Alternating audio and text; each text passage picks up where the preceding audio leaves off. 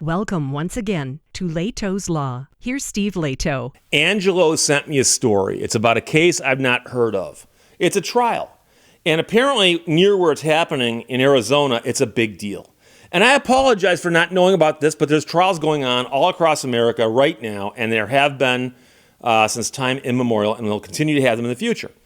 And so what made this trial hit the news, at least this story, is what happened in the courtroom with the judge getting upset about how long the trial is taking. Now, it's a criminal trial. Judge gets upset about how fast it's not going and warns the attorneys that they need to pick up the pace to the point where he tells one attorney, a defense attorney, you get 5 minutes to cross-examine that witness and then you're done. And when she objected, he goes, fine, 4 minutes. Now, that might seem funny to some people, and we've all seen that before, where the coach is yelling at some kid, going, you gave me some lip, go run 10 laps. Bite me. Okay, 20 laps. Oh yeah, screw you. 30 laps. That's actually, in context, that can be funny. But when a judge tells an attorney, you got 5 minutes to cross-examine this major witness. The attorney goes, I need more time. Judge goes, don't argue with me. Now you got 4. The reduction from 5 to 4 would appear to be punitive. Who is he punishing? Well, presumably he's doing it because the attorney asked, so he's punishing the attorney. Except the attorney represents a defendant who's entitled to constitutional rights afforded him or her by the Bill of Rights. Oops. Talk about grounds for an appeal. So we'll talk about this, but in more detail here, the judge in this murder trial asked the attorneys to pick up the pace. The defense attorney says limiting her time will violate his constitutional rights. And so J.D. Wallace wrote this for KOLD.com. Angelo sent it, thanks a lot. The judge in the murder trial is telling attorneys to pick up the pace. The man is charged with second-degree murder for the shooting death of another person on his ranch back in 2023.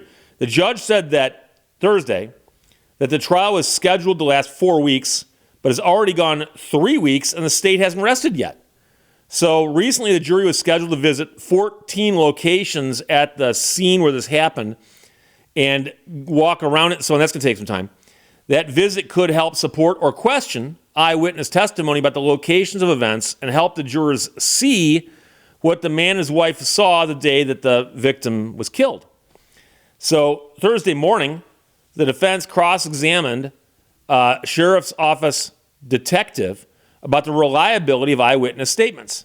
The distance from the border wall is much further than an eyewitness said, and the way the eyewitness described the scene would have placed him on the other side of the ranch house where the shooting took place. There seemed to be problems there. So before the jury entered the courtroom, the judge said the trial is taking longer than expected, and that he would start limiting how long questioning can be, to which defense attorney Brenna Larkin contested. The judge said, call the witness to the stand. We're not going to question a witness anymore on that particular point. You have 5 more minutes with this witness on cross-examination. The attorney says, Judge, I have to object. This witness is very crucial to the defense. I've never been limited to just 5 minutes on cross. And the witness testified to all sorts of involvement in the case. This is one of the defense's main witnesses that we have to get to. Limiting me to 5 minutes of cross-examination with this witness limits my client's constitutional rights. The judge then said, now it's 4 minutes. Call the witness. And by the way, her objection didn't take a minute. The state is expected to rest this week. The defense said it could need 2 days for its witnesses, which include a sheriff and possibly a defendant. And that's the entire story. So you might be wondering, are there rules on how courtrooms are operated? What if I decided to cross-examine somebody and in the idea of a filibuster, started just asking questions? So I pull out an old-fashioned phone book and I turn to the A's and say, hey, by the way, do you know Aaron? Guy has the improbable name of Aaron. Gets to be first in every phone book. No, I do not. Do you know Benjamin Aaron? No, I do not. Do you know Cletus Aaron? No, I do not. Do you know David Aaron? And I just do that for the entire phone book. Sooner or later, someone's going to object and go, what's the relevance of any of this?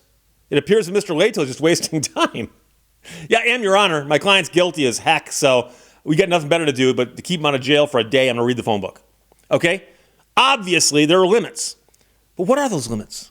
And so most states have got court rules that say here's how court will be operated. And it describes not just the methods for filing motions and so on, but it'll also say how trials are conducted. And it'll say, for instance, whether or not the prosecution goes first or who goes second, or is there a rebuttal on the opening versus a rebuttal on the closing. Things like that. Things like that. Okay, those will be spelled out in the court rules.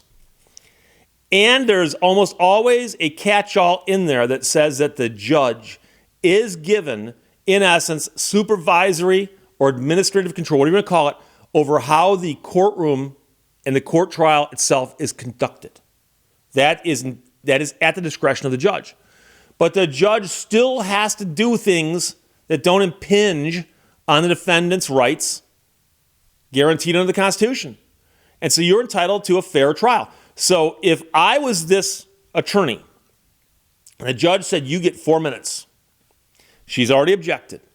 There's still a couple of things you can do that will really help you. And anytime you object and a judge denies your objection, you want to put into the record what it was that you would have brought in had you been allowed. So here, you need to object at the end when the judge goes, you're done. You go, Your Honor, I need to make a record. Judge is going to get pissed off at this, by the way. And you go, I need to make a record to indicate what I would have asked had you allowed me. Now, the judge might say, I'm not going to let you do that. At which point, boom, you can now sit down knowing on appeal, you can say, I had a whole list of questions I was going to ask. The judge didn't even let me tell him what they were. And so there's a thing in the law called an offer of proof. An offer of proof. And what that is where you show a court what you would put into evidence were you allowed to do so. So what often happens is a party's attorney will ask a witness a question. Other side objects.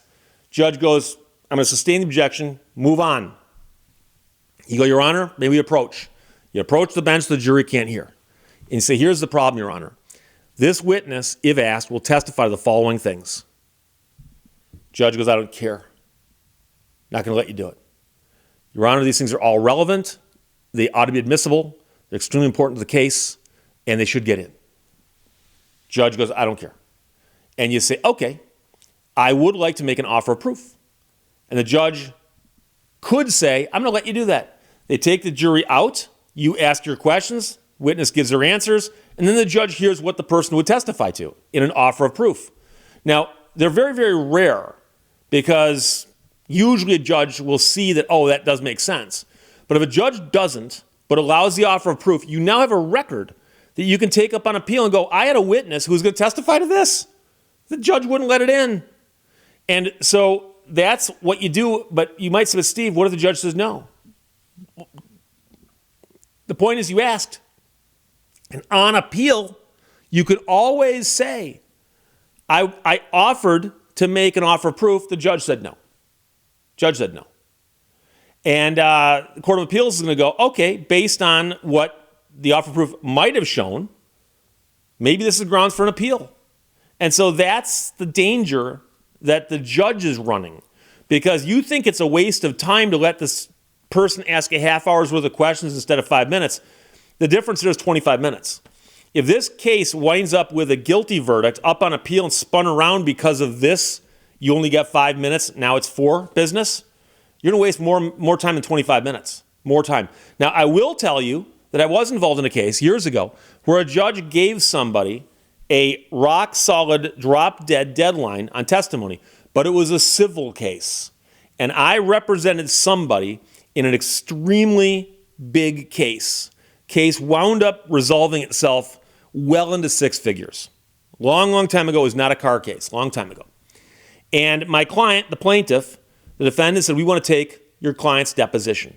Not a problem. So we go and sit in their office, and a court reporter comes in, and I'm there, and they're there, and they get to ask her questions. We were there for 8 hours on day 1.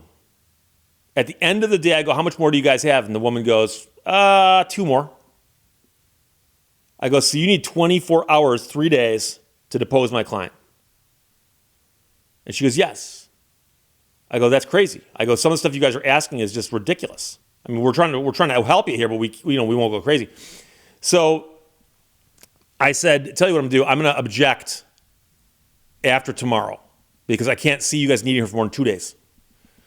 So all morning long, and the questions were about as dumb as, do you know Aaron? Do you know Bob Aaron? Do you know Cletus Aaron? It was like that. They were clearly trying to punish my client for filing a lawsuit, so they're going to depose her for 16 hours over 2 days. And so at the end of the second day, towards the end, I during a break, I said, by the way, guys, just to let you know, we're not doing a third day of this. This is a waste of time. You know it, I know it. The court will agree with me on this one. The law firm that was handling this was from out of state, and they didn't know the judge as well as I did or their local counsel did. And I knew the judge wasn't going to allow this. And so they said, we're going to bring a motion to compel and ask for sanctions against you personally, Mr. Lehto. I said, fine, I'll see you in court. Went into court, objected to their motion, filed a response. And the attorney starts arguing about how I had cut this deposition unreasonably short at 2 days. And the judge looked at the attorney and said, you're from Chicago, aren't you?